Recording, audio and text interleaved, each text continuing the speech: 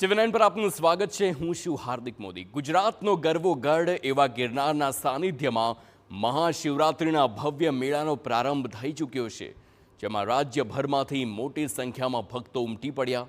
ત્યારે ભાજપ પ્રદેશ પ્રમુખ જગદીશ વિશ્વકર્માએ પણ ભવનાથ મહાદેવ મંદિરમાં દર્શન કરી આશીર્વાદ મેળવ્યા।